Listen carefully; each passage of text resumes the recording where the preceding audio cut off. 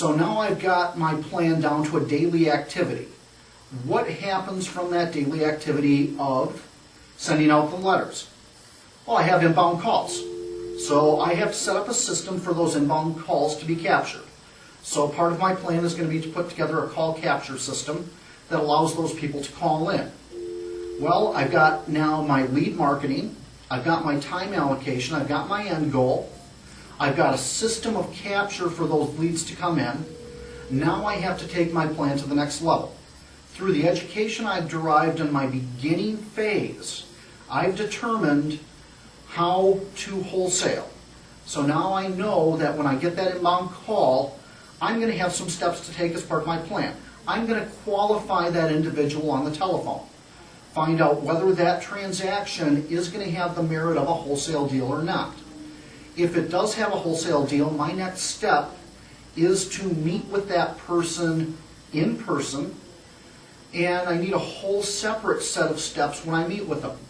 When you plan, try and plan everything that you can. Not everything that you think is going to happen, and Murphy's Law is always a part of it. So understand that you're going to get out to a house and they're not going to be there. Well, what's going to happen to you? Understand you may get out there and somebody may be a little bit hostile or inhospitable. Think about being in the other side. If I am losing my house and I've got some guy coming out to buy it from me at a discount, even though it solves a problem, that does not necessarily mean I'm going to be in a good mood. So understand that as part of your plan. Understand that when you meet with them, you are going to have a certain step to your plan. You're going to walk through the home. You're going to take notes. You're going to identify what repairs may need to be done. You're going to identify some other items that go along with it. As you figure that out, you know from how you've planned what you're going to be able to offer. Whether your offer is accepted or not makes no difference. The ideal scenario is that you make as many offers as you possibly can, and the law of averages is going to be weighted to your side. If I make 100 offers to 100 people who are in foreclosure at a discounted dollar amount, I'm certainly going to get 5, 10, 15 of those deals depending on how good I am at my negotiations. Well, that filters directly into my plan. Now, when I've put that contract together, that's my first piece of my plan. What is my second piece of my plan? I've got it under contract. How do I wholesale the property? Who am I going to wholesale it to?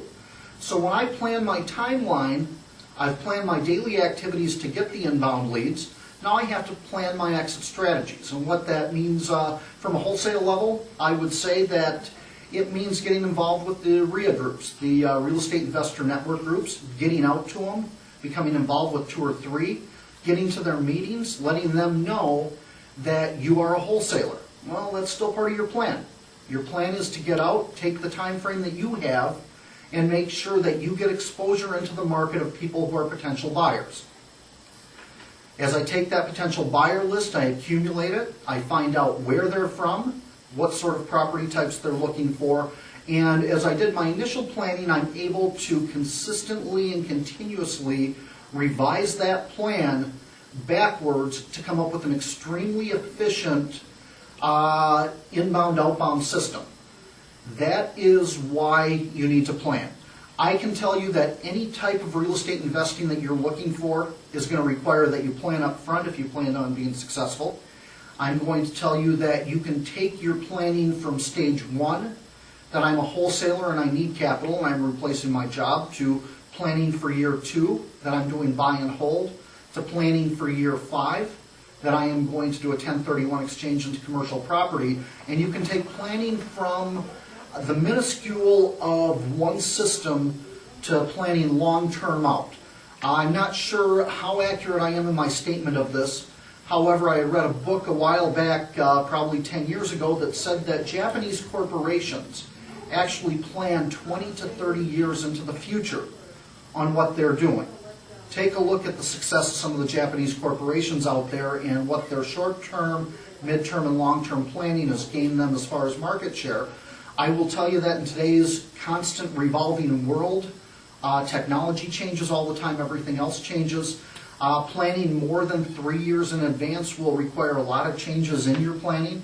However, having those plans put in place and understanding that making revisions to them on a constant basis will create constant success. So with that being said, I'm Geoff Thompson, and this is my segment on planning. I hope you've gained at least a little bit of value out of it, and I'll look forward to seeing you again real soon. Thank you and have a great day.